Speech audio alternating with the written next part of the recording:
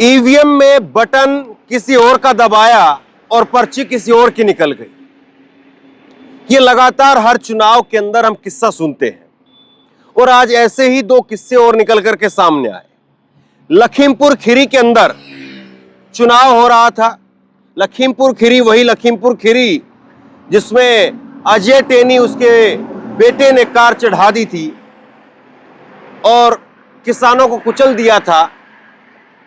और वही अजय टेनी जिसको अमित शाह जी कुछ दिन पहले कह रहे थे कि मैं इसको बड़ा आदमी बना दूंगा। और अजय टेनी के लखीमपुर खीरी के अंदर आज जब वोटिंग हो रही थी तो दो वीडियो निकल करके सामने आते हैं। इसमें एक महिला का वीडियो और एक पुरुष का वीडियो।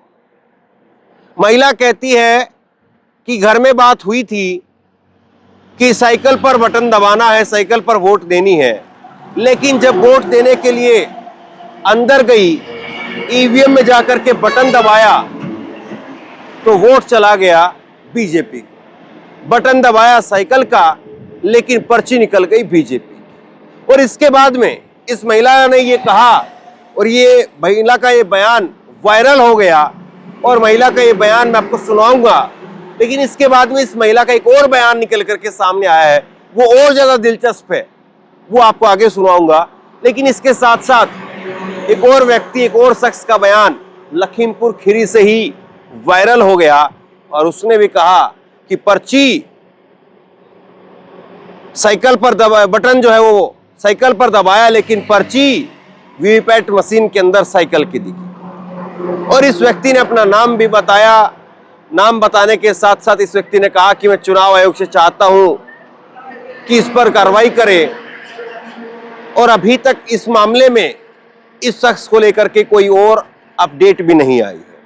तो सबसे पहले तो आप जरा एक महिला को सुन लीजिए। इस महिला का नाम कमर जहां है और इस महिला को लेकर के ये एनबीटी ने खबर लिखी है कि बटन दबाया साइकिल का, पर्ची निकली फूल की, खीरी की महिला कमर जहां का गंभीर आरोप। तो ये लखीमपुर खीरी की महिला का एक गंभीर आरोप है, सुनिए जरा। कमर जहां है। किस गांव की? सिंगनिया की। सिंघनिया की। क्या हो गया आपके साथ? मैंने वोट डालने गई उसमें सर, मैंने वोट डाला, मुझसे घर में बताया गया था जो साइकिल पे देना उसमें साइकिल ही छप के आएगी, उस पर फूल छप के आया सर। मैंने कहा देखिए सर वो फूल छप कर आपकी वोट पल गई, जाइए बाहर बात कीजिए। आपने साइकिल पे डाला? जी सर। और फूल निकला? फूल निकला उस पे। तो अब आप क्या चाहती हो? हम चाहते हैं कि साइकिल को हमने वोट दी, साइकिल ही छप के आए, उस पे फूल मत छपे। कुछ गड़बड़ी की आशंका है? जी गड़बड़ी की संख्या तो है ही है। उसमें बताने की जो मैंने साइकिल को दी, फूल क्यों छपा? साइकिल ही छपनी चाहिए थी। किसी अधिकारी को कहा भी आपने? जी अधिकारी कौन बैठे उनसे मैं बात करूंगी। अधिकारी भी आए सर, मैं उनसे भी बात करूंगी। मैंने साइकिल को वोट दी, फूल क्यों छपा? इस महिला ने कहा है और क्या कहा एक बार मैं आपको पढ़कर भी सुना देता हूं। खीरी के सुलेनिया गांव मतदान केंद्र पर कमर जहां नाम की महिला के आरोपों पर बवाल मच गया। उन्होंने आरोप लगाया कि हमने साइकिल पर बटन दबाया था, लेकिन वीवीपैट में कमल का निशान दिखा। मैंने शिकायत की तो कहा गया कि आपका वोट पड़ चुका है। उन्होंने कहा कि मुझे घर में बताया गया था कि साइकिल पर बटन दबाने को कहा गया, लेकिन हमने वोट डालने के दौरान ईवीएम पर साइकिल का बटन दबाया था, मुझे साइकिल दिखना चाहिए था। उन्होंने सवाल किया कि ऐसा कैसे हो गया, मुझे कुछ नहीं बताया गया। इस संबंध में पीठासीन अधिकारी के समक्ष में शिकायत करने की बात कही गई। तो इस महिला का ये जवाब आपने सुना। अब मैं आपको एक और शख्स की वीडियो दिखाता हूं और उसके बाद में इस महिला पर मैं दोबारा लौट करके आऊंगा। इसके एक और जवाबी वीडियो निकल करके सामने आया। अब आप देखिए एक और शख्स का बयान। सत्य हिंदी ने लिखा है कि लखीमपुर खीरी में धांधली का आरोप, ईवीएम का बटन दबाने पर सपा की जगह भाजपा को वोट चला गया। सचिन गुप्ता ने लिखा है कि हमने साइकिल का बटन दबाया, लेकिन पर्ची में कमल का निशान निकल रहा है। गोला गोकर्णनाथ, लखीमपुर खीरी लोकसभा क्षेत्र। और सचिन गुप्ता पत्रकार है, इन्होंने वीडियो शेयर किया है, देखिए आप। प्रशांत कुमार यहाँ जो पीठासीन अधिकारी हैं, जो मोहल्ले में वोट डालने आते हैं, मशीन नहीं दाबते, कहते जाओ वोट पड़ गया। और जब हम डालने गए, हमने साइकिल पर बटन दबाई, कमल का फूल का निशान निकल रहा है। हमारे पीछे 3-4 लोग वो भी डाले, वो भी बटन दाब रहे हैं, वोट नहीं पड़ रहा है। ये धांधली करवा रहे हैं प्रशांत पीठासीन अधिकारी गोला। मैं गोला से बोल रहा हूँ, हसरजा बरकाती, मुन्नूगंज मेरा वोट नंबर है, 575 नंबर मेरा वोट है। अब ये दो वीडियो जैसे ही निकल करके सामने आए तो उसके बाद में बवाल मचना तय था और बवाल मचने लगा। तमाम राजनीतिक पार्टियों ने इसको लेकर के सवाल उठाने शुरू कर दिए। समाजवादी पार्टी इसको लेकर के ट्वीट करने लगी, कांग्रेस पार्टी इसको लेकर के ट्वीट करने लगी, कई राष्ट्रीय स्तर के नेताओं ने इसको लेकर के ट्वीट करना शुरू कर दिया। और उसके बाद में फिर जो है इनको ढूंढा जाने लगा, शायद ऐसा लगता है।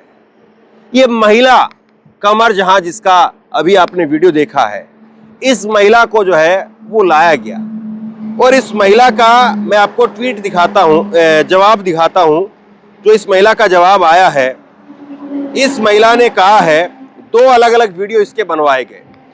इस महिला ने कहा है जो प्रशासन की तरफ से एक पुलिस कर्मी जो है वो इसके पीछे दिखाई दे रही है और ये महिला कह रही है कि नहीं मुझे कोई दिक्कत नहीं है, गलती से ही बीजेपी का बटन दबा था और बीजेपी की पर्ची दिख गई। इस महिला का एक जवाब सुनिए, इसके बाद एक और जवाब।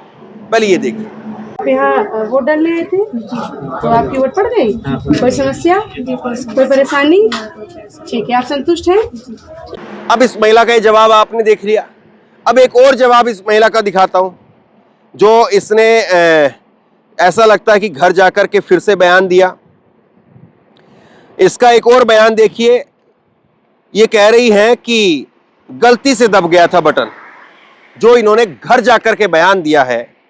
पहले बयान में बच्चा इनकी गोदी में था, दूसरे बयान में बच्चा इनकी गोदी में नहीं है। अब ये बयान भी देख लीजिए।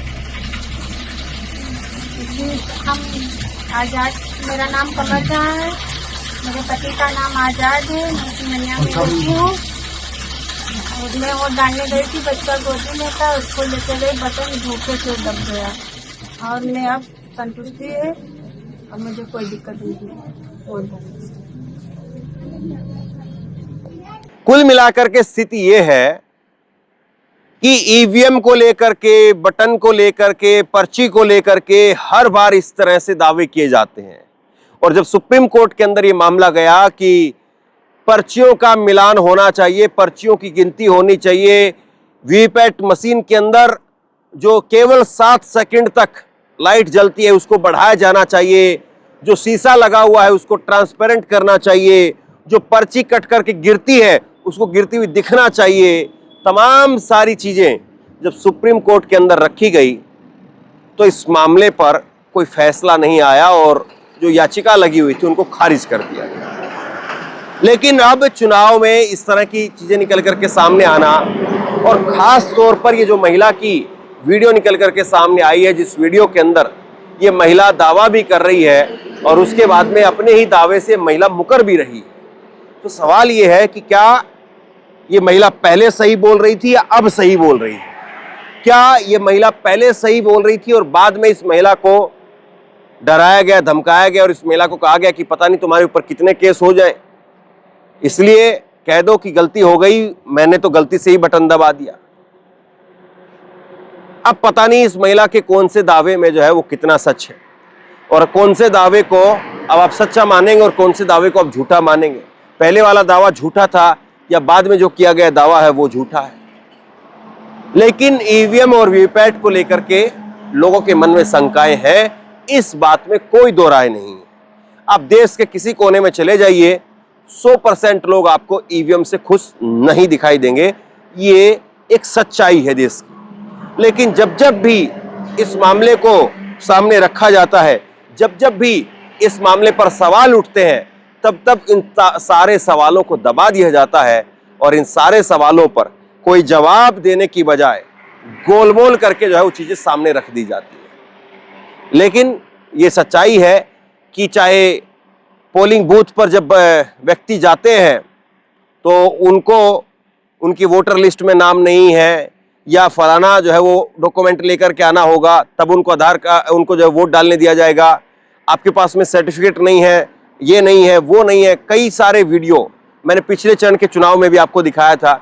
लोगों ने बड़े गंभीर आरोप लगाए और इस बार के चुनाव में भी कई लोगों ने कहा कि ईवीएम को लेकर के या पर्ची को लेकर के या वोटिंग को लेकर के, काउंटिंग को लेकर के उनके मन में संशय है। तो अब सवाल यही है कि चुनाव आयोग आखिरकार वो क्यों इन चीजों से बचता रहा है या क्यों बचता है कि वीवीपैट की पर्चियों का मिलान करवा दिया जाए ताकि लोगों के मन में ये डर ही ना रहे। क्योंकि अगर यहां पर बटन वाकई साइकिल का दबाया और पर्ची वो कमल की निकल गई तो इसका मतलब ये है कि कहीं ना कहीं कोई सी चीज में गड़बड़ी तो है, किसी न किसी चीज में गड़बड़ी तो है। या तो ईवीएम मशीन के अंदर गड़बड़ी है या ये वीवीपैट मशीन के अंदर गड़बड़ी है, और दोनों का मिलान हो तभी ऐसी चीजों का पर्दाफाश हो सकता है, तभी लोगों के सामने सच्चाई आ सकती है कि हाँ, जितने बटन ईवीएम में दबाए गए हैं जिस पार्टी के, उतनी ही पर्चियां निकली है। तब तो 100% तरीके से उस बात को सही माना जा सकता है। अभी जो इलेक्शन कमीशन कह रहा है, जो रिजल्ट दिया जाता है, उसी को आपको अंतिम सत्य मानना होता है। यही जो है वो लोकतंत्र में अभी की व्यवस्था है। अब व्यवस्था कब तक रहती है और व्यवस्था कब बदलती है, सवाल इस बात का है। लेकिन लोगों ने जो यहाँ पर आरोप लगाए हैं, ये आरोप बार बार क्यों निकल करके सामने आते हैं? क्या क्रोनोलॉजी है इन आरोपों के पीछे? क्या सच्चाई है इनके पीछे? और लोग ऐसे चीजों पर क्यों यकीन करते हैं? और क्यों आखिरकार ऐसी बातें निकल करके सामने आती है? और क्यों आखिरकार सबसे बड़ा सवाल ये भी कि ये बटन दबाए जाए किसी एक पार्टी का तो पर्ची कमल की ही कैसे निकलती है?